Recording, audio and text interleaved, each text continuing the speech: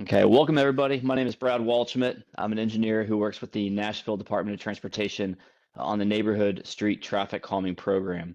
We really appreciate you being here this evening to join to talk about Bradford Hills Drive on the second meeting regarding traffic calming. So before we get going, I'd like to pause and allow my colleague Jordan to introduce himself. Jordan? Hello, guys. My name is Jordan Lipsey. I work alongside Brad Walsh-Smith for the NDOT, and I appreciate you guys being here tonight. Excellent. So we appreciate everybody joining. I think our first meeting was in January.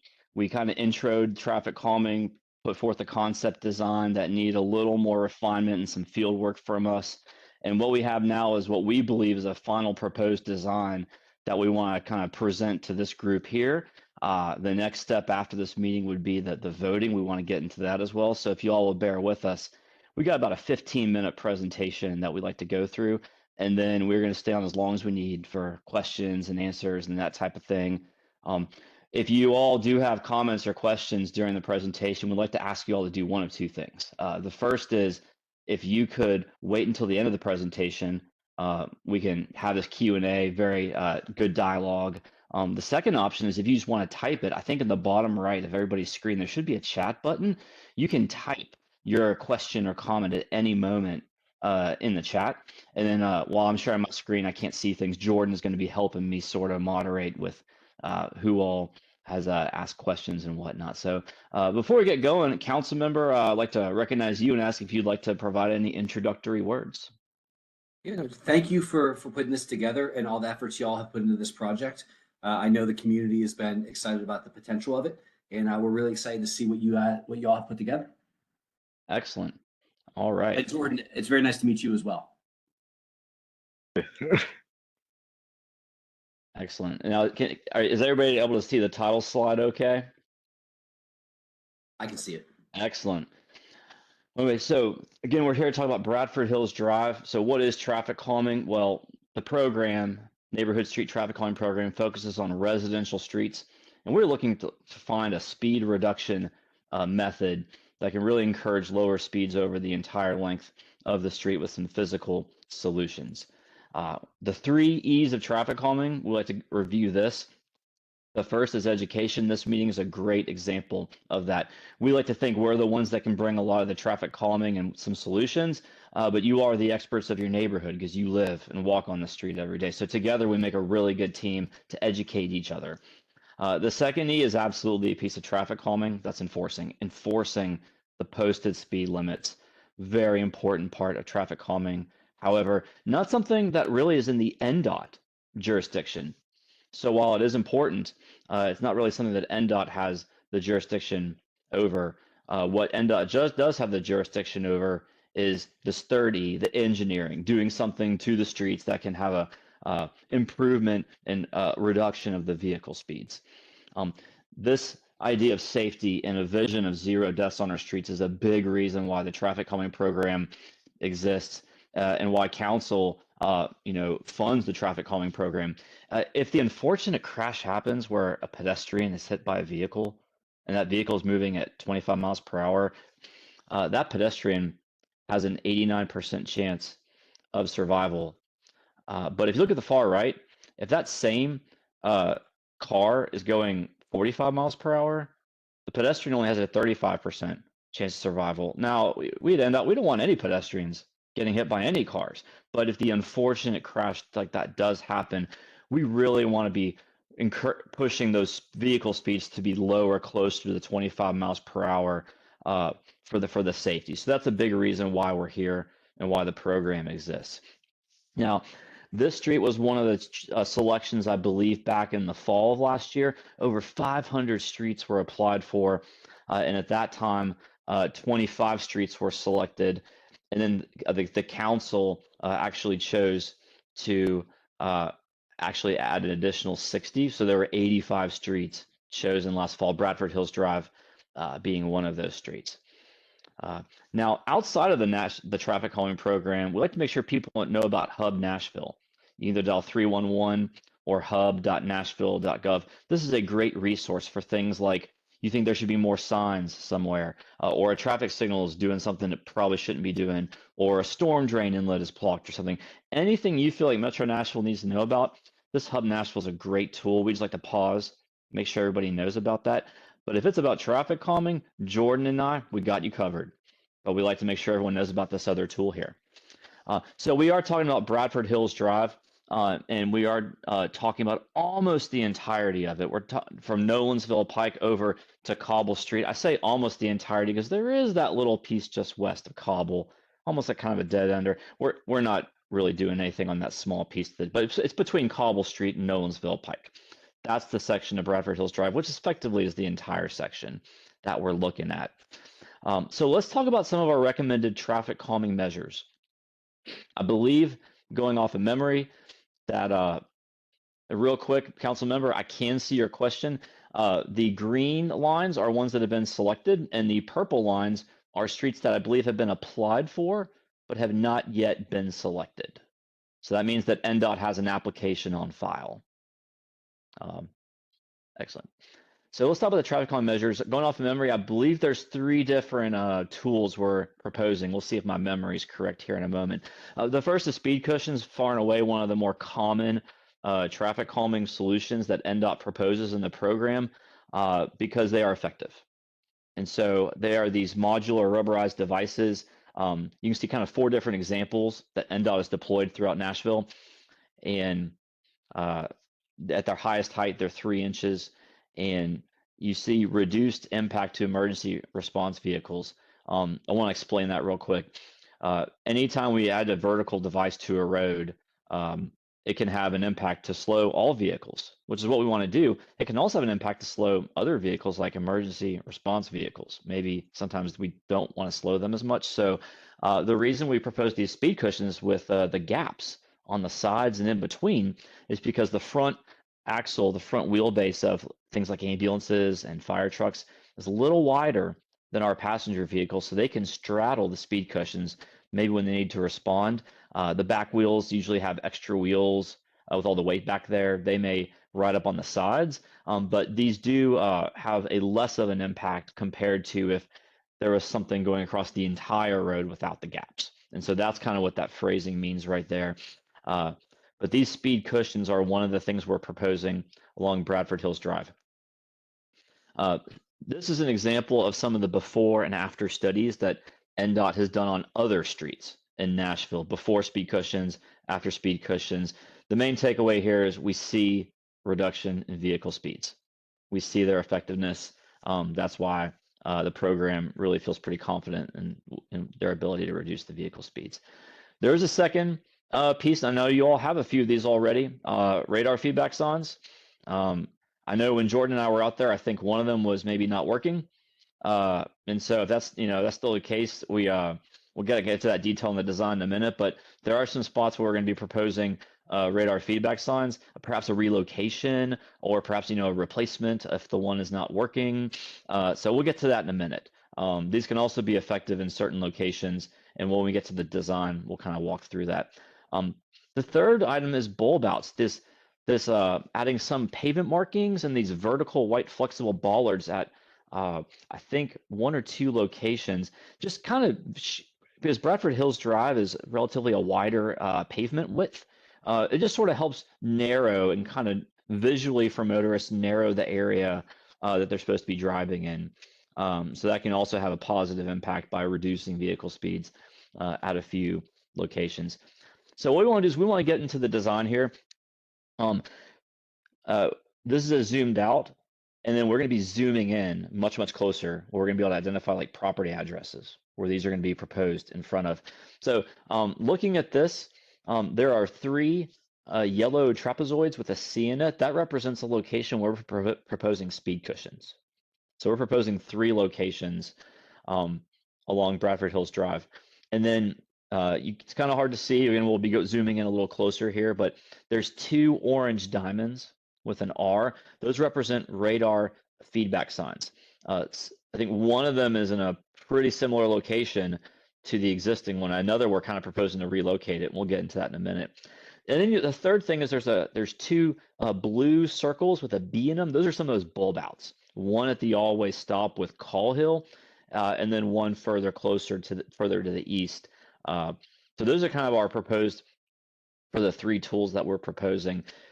So let's get right into it. We're gonna walk through starting over at Cobble and work our way to the east to Nolensville Pike. So here we have a much more zoomed in location, and you can sort of see the first set of speed cushions there, kind of near the 6125 address.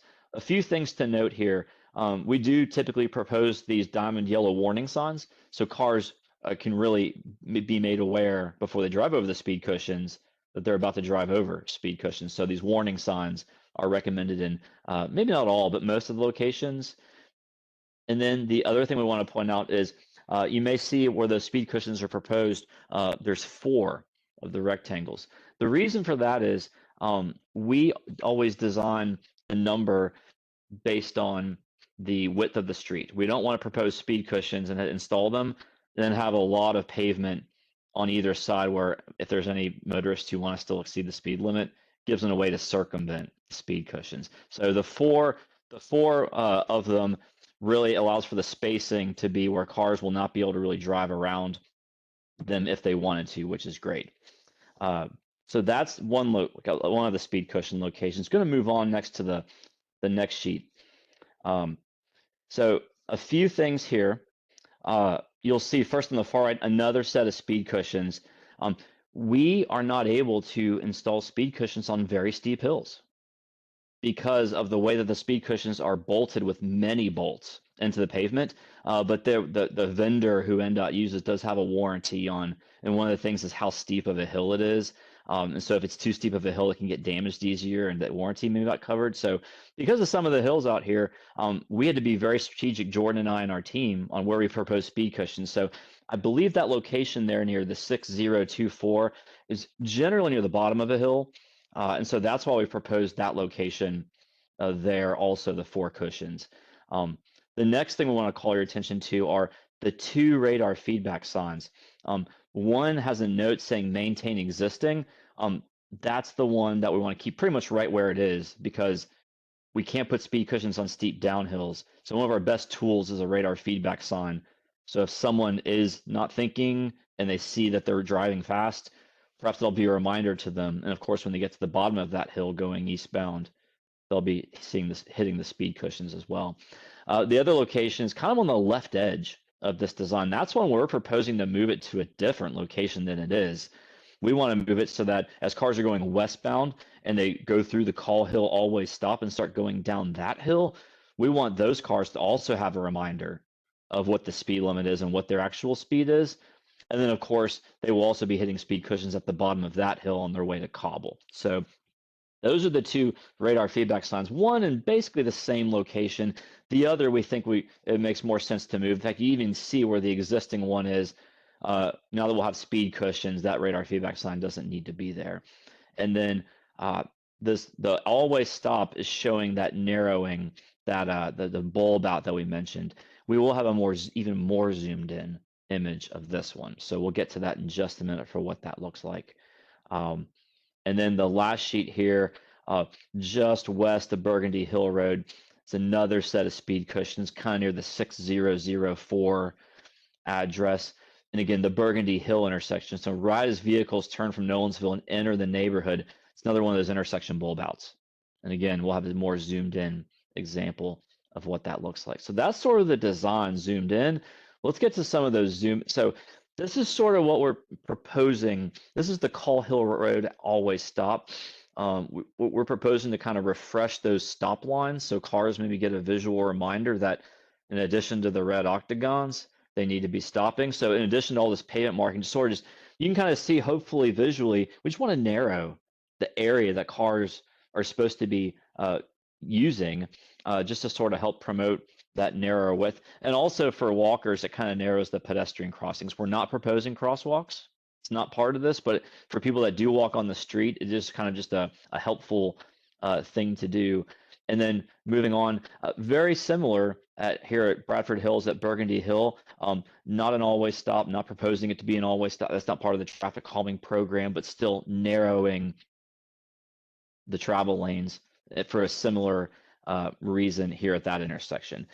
And then lastly, this is just for those speed cushion locations. If you were to, be, levitating 20 feet up in the air over the speed cushions, this is what they would look like, just kind of showing the four and kind of the spacing between each of them. This is really more helpful for the contractor. If NDOT, if the vote is successful and they get installed, we like to show people that as well. So again, feel free to post questions in the chat, or we'll have plenty of time for Q&A at the end about that design. What we do want to get into is the process, what the next steps are. Right now, we are in the second meeting, that bubble highlighted in red. The next step will be an online ballot. Very exciting. After this meeting, we're going to hear some feedback from y'all. If we're all good with the design, the next step is going to be an online ballot, similar to the meeting mailers that were sent out. Every residential property owner who has property touching Bradford Hills Drive will receive an online ballot. It'll look a lot like that upper left corner. It'll have a QR code, or people can enter with the web page, and you'll have a unique ID code. Everyone has their secret code, so we can make sure that the people voting are who they are, and that those web links or QR code will take you to that bottom left screen where you'll put your name, address, your secret code, and then you'll have the opportunity to vote yes, you want this traffic calming design to be built, or no, you do not want the traffic calming design to be built.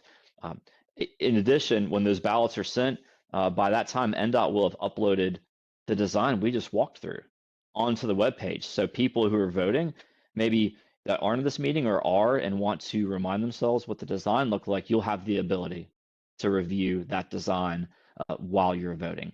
Now, when we send these ballots out, the voting period will remain open for 6 weeks.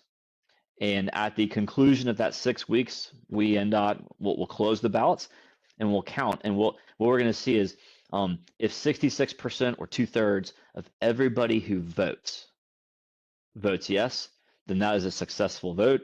This traffic calming project will get built. However, if 66% of those who vote do not vote yes, then the traffic calming project, like the speed cushions, that would not happen. I think we would probably still do the radar feedback sign adjustment. I think that part would do it, but the speed cushions would not happen. So this is a NDOT program where the neighborhood initiates the process with the application. We make sure as engineers, we feel like it's a very sound and what will be an effective design, but ultimately the decision falls back to the neighborhood, specifically the residential property owners that touch Bradford Hills Drive.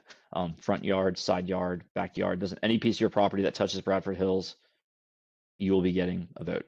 So also happy to answer some questions at the end about that, but that is the process. And this shows kind of what the ballots and hopefully what my description matches, that properties that touch Bradford Hills Drive are who are eligible to vote. Now, a few exceptions. There are some yellow polygons here selected that are actually not going to be eligible to vote. The HOA common areas, they do not get a ballot. They will not get a vote. I know they're highlighted here. We end up excluding them. Also, the corner parcels at Nolensville Pike and Bradford Hills, commercial properties do not get a vote. So I know that they are highlighted here, but they do get excluded from receiving a mailer ballot and the voting. And then we do give churches and schools one vote. I don't think that applies to Bradford Hills Drive, but just for knowledge, we do get that. And so I think, yeah, and if there's any vacant properties, sometimes we do have neighborhoods where it is a residential property, but there's no house on it. They don't get a vote either because there's no actual residential dwelling at that moment. So that's a summary of the traffic calming, and really appreciate it. What I'd like to do now is I'm going to pause, ask my colleague Jordan if you could help with some of any of the questions or comments that maybe people put in the chat. Yes. Jay has 3 questions. The first one is, have you talked to the owners of those homes closest to the cushion locations? And they say the cars going over the speed cushions make a bit of a noise. Are you sure you have placed the cushions to minimize the noise heard in the closest homes? And they also ask, how about placing the cushions where the HOA common areas are to minimize the noise for homes? Those are great questions. And everyone will have to grade me to see if I can answer all three off of memory, because Jordan, you're putting me on the spot here. Okay, so so the first is no, we have not directly contacted property owners specifically where the cushions are being placed, but what we have done is sent meeting mailers for the first meeting in January to every property along Bradford Hills Drive. And then for this meeting here, we also sent meeting mailers for this meeting that we're at to every property along Bradford Hills Drive. So we didn't reach out specifically to the properties where the cushions are proposed. We actually sent mailers out to everybody along Bradford Hills Drive. And same with the mailer ballots. They will be sent to everybody along Bradford Hills Drive. Your second question about noise is, I'm not sure if this was like your exact question, but the honesty is like, yes, speed cushions will be louder than smooth pavement. Like that's just that's true. I think the trade-off is speed cushions will also help be effective in reducing vehicle speeds on the street. And so I'm trying to think of some examples nearby of where speed cushions are. I know Huntington Parkway in the Nippers Corner area has some. There's a few other locations. I think Culbertson may have some speed cushions. So if people want to actually go and like see them or drive over them or hear how the noise as cars drive over, those are some examples. But so they do make some noise, but you know, the trade-off is they're going to reduce vehicle speeds. And then the other couple questions I think were the placement of them and you know whether they could actually be placed in front of HOA common areas. That's a really great question. I'm going to have two answers, one that's a general answer, one that's specific to Bradford Hills Drive. The first is we don't look at who owns what property when we're proposing our traffic calming design. We look for what's the appropriate spacing and then try to make sure we're designing something that we believe will be effective.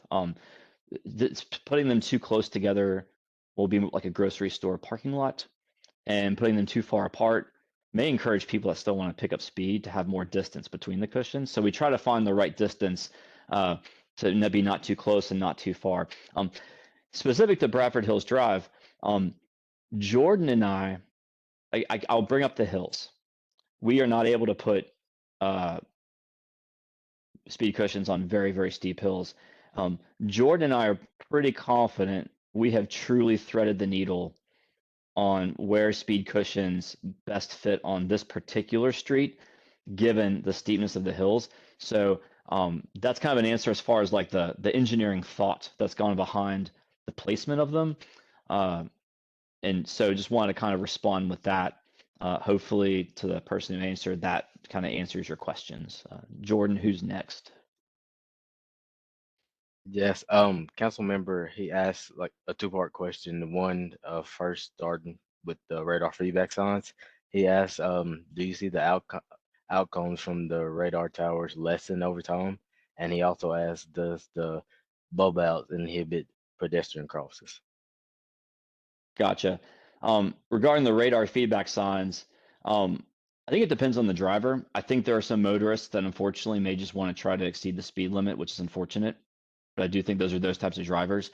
I also think there's the types of drivers who truly zone out and truly maybe aren't thinking about their speed, and that radar feedback sign can have a positive impact on those drivers to remind them. I know personally, I have a couple of times been a driver like that before, where I've been thinking about something else and it's kind of gotten my attention that I need to be lowering my speed. So depends on the driver. For some people, it may not have an impact, but for some people, we feel like it will. And then for your second question, Councilmember, can you elaborate? I want to make sure I understood your question regarding crosswalks. Do the bulb outs, do they inhibit pedestrian crossings in any way? No, they should not inhibit pedestrian crossings. There are kind of it's hard to see. There's very, very small white circles around the radii, and those are those white vertical bollards.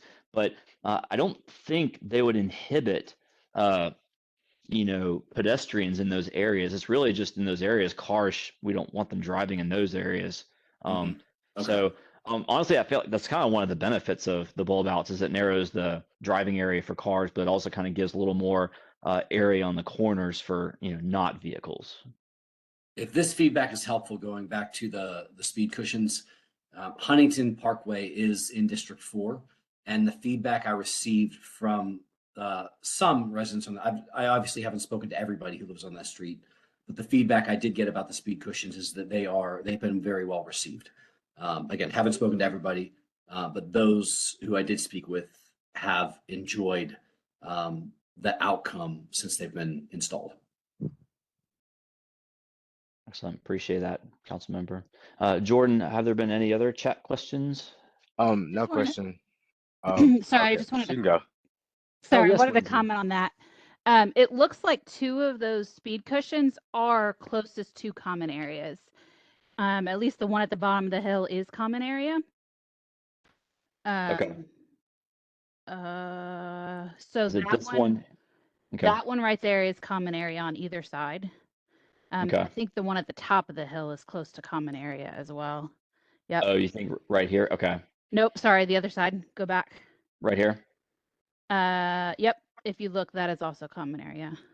Well, thank you for mentioning that, Lindsay. Two thoughts is first, I think it's truly coincidental that we have proposed speed cushions near common areas. I think indirectly, maybe it's not coincidental because with the hills, I'm sure that is where the low points are for collecting rainwater. And so it wouldn't surprise me if when this neighborhood was built, those low points would be the common areas for water collection. And they happen to be the low points that aren't too steep where we can put speed cushions. So, yeah, no, thank you for pointing that out, Lindsay.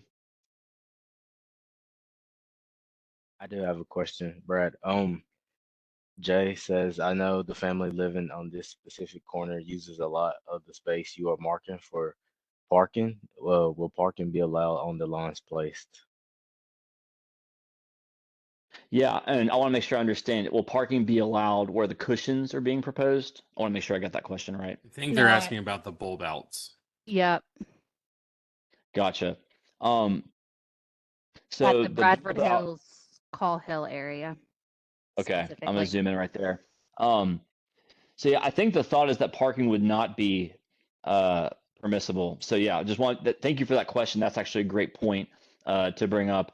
I think wherever you see the markings and the white stripes, the thought is that cars would not be parking there. I don't think that there'd be any sort of like restriction on that, but I'm looking at where those white bollards are, and I could see that it may be prohibitive of parking in these areas at the intersection.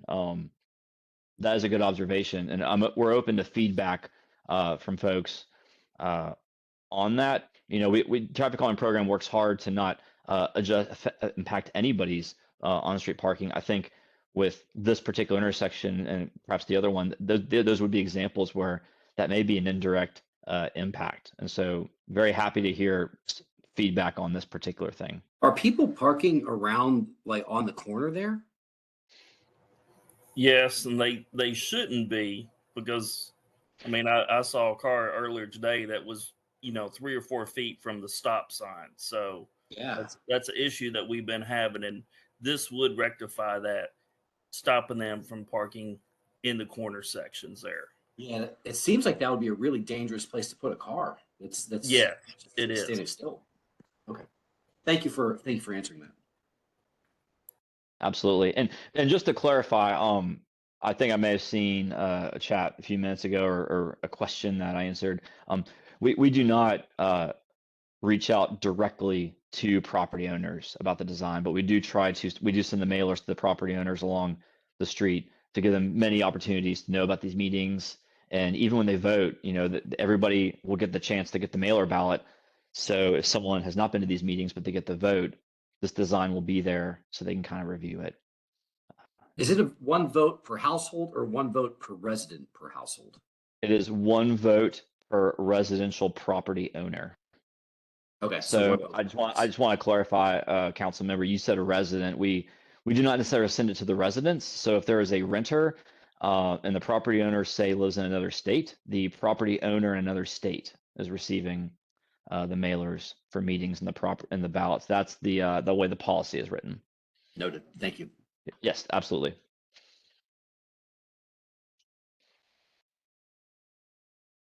Excellent.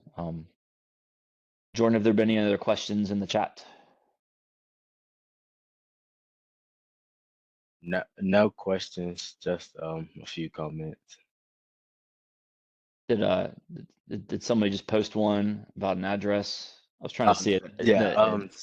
She says she lives at the bottom of the hill next to the common area, 6021, and she is all for the cushion for what it's worth.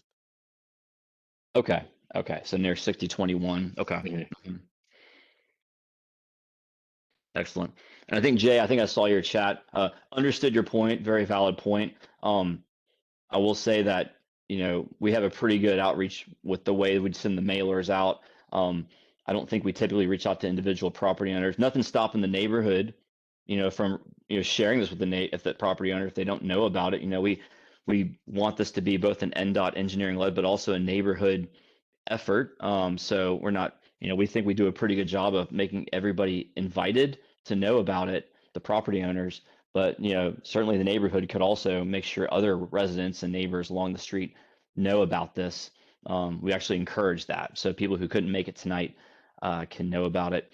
One other thing is this meeting is being recorded. Typically within about a week or a week and a half, NDOT posts these meetings onto their YouTube page. So that's another opportunity where someone's not here, but they want to get caught up. The recorded meeting should be available within about a week or a week and a half on YouTube, which is probably when the mailer ballots will start getting received, I would think, in about a week or a week and a half. So that should line up well.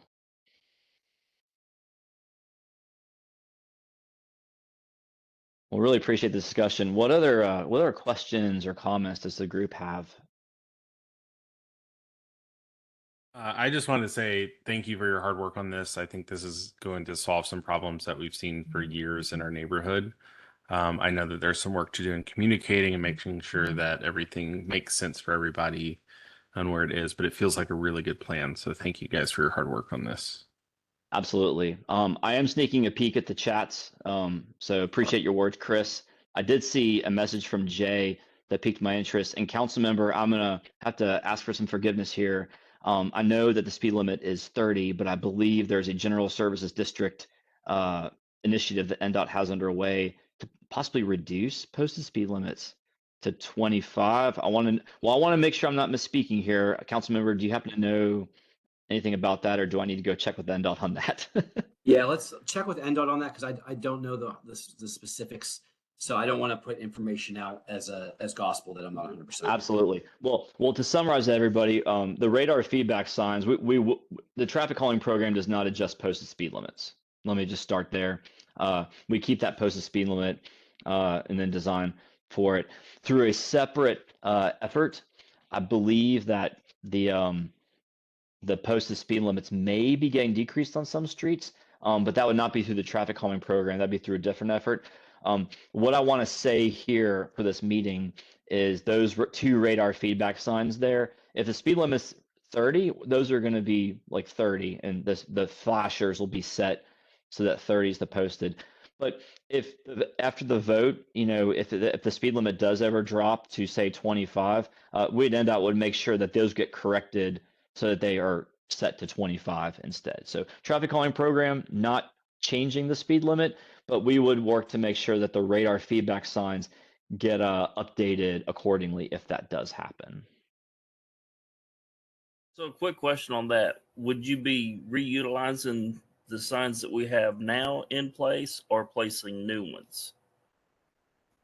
I don't know, but what I can tell you is we are going to make sure as part of the design, you have two working radar feedback signs in the two locations that we're showing here.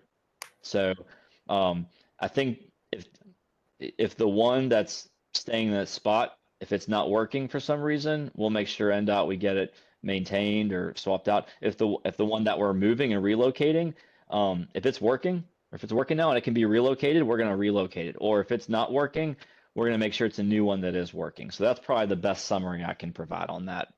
And if it's out, let me know because I can submit a hub as well, and I can help move that along. So if something's not working, I can engage there. Okay, thanks for mentioning that, and good plug for the hub.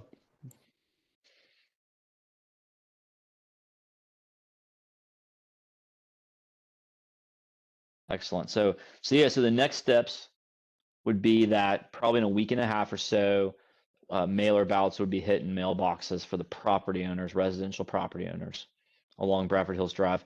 And then that 6-week voting period would start. These have been really great questions. What else do people have?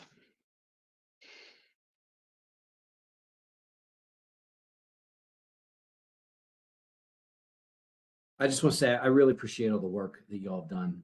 I know Chris. I just want to parrot what Chris was saying. It's very much appreciated, and I think the community is going to be very happy with the solution. I won't speak for them, but at the very least, they'll be very happy with this much attention being paid to the issue.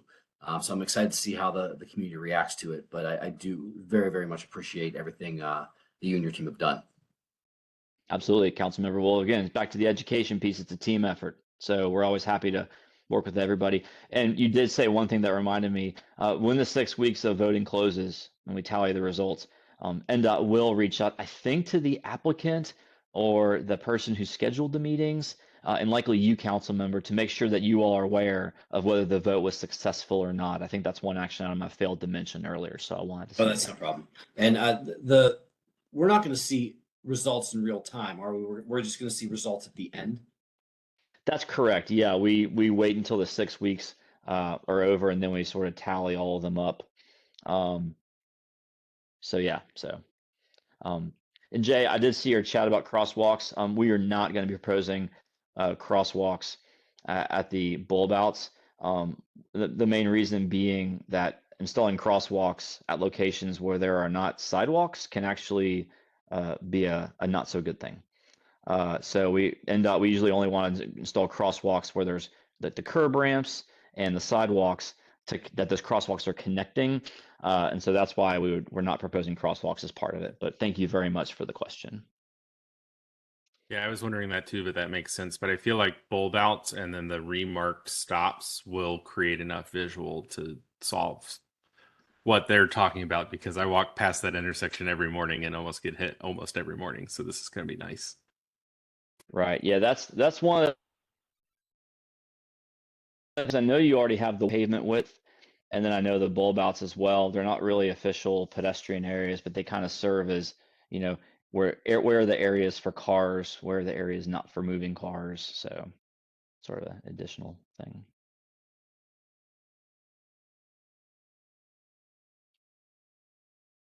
Hey, Brad, as you're concluding, several of us are HOA board members. Is there any way we could either A, get a hold of this PowerPoint, or B, get a hold of kind of the website so we can help promote as board members, help promote some of those residents voting for you so we can get either A, approval or not approval?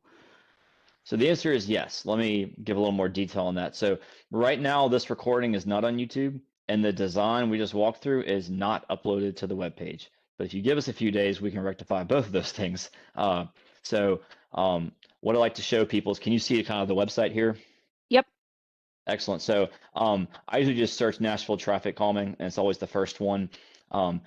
Just know this is a resource, and there's going to be two things that I'm hoping in the next week, maybe later this week, we can get updated. If you scroll down, there's two resources that I want to point people to. The first is this review final design. These are all the projects that are actually in voting. Right, look at all these. These are all the streets that are actually being voted on right now. In a few days, I expect that on the top here will be Bradford Hills Drive traffic calming concept will get popped up. So if you just want to check this webpage, maybe later this week or maybe right going into the weekend, I have a feeling that we'll probably have that Bradford Hills Drive traffic calming concept, which will be essentially the design that we just walked through here. So that will be there for people to be able to, you can share it and view it. The second thing is, give us a couple days or a week, but NDOT will post this recording. Keep scrolling down that main page, watch a traffic calming meeting. You can go here, and I think I'm losing up my tabs here. I got a little screen, but this takes us to the NDOT YouTube page, and I think Blairfield Drive, that's me, October Woods. Bradford Hills Drive will eventually pop up as one of the videos that you can also share with other residents in your neighborhood. So those are the two resources that are not there now, but by the time the weekend comes, there's a good chance one or both of them should be there. I know what I'm doing with my Friday night. All these meetings to watch. Oh yeah. Hey, if you have trouble falling asleep, we got all these good speed cushions. Yeah, no, I'm just kidding, guys. But But yeah, so those are the two resources. So I'd say hopefully in the next several days we can have both those updated. Mailer ballots hopefully will be hitting people's mailboxes by next Friday. And now kind of start the 6-week voting.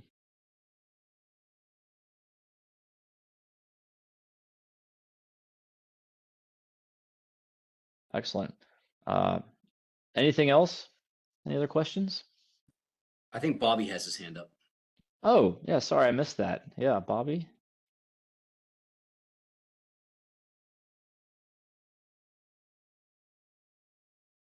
Oh, maybe not. Okay.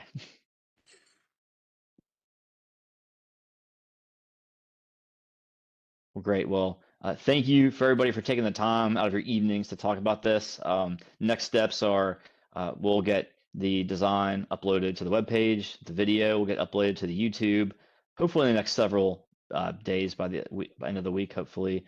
And then the mailer ballots for residential property owners should be received by probably next Friday. We do want to remind people that if 2 or 3 weeks elapse and someone who owns property on Bradford Hills Drive says they haven't gotten their mailer ballot, sometimes things got lost in the mail. The mailer ballots do have phone numbers, so people can call and try to get their mailer ballot resent, or they can go email the traffic calming address, or just want to let people know that sometimes that does happen. We don't know that always, so just have them reach out and we can make sure that gets resolved.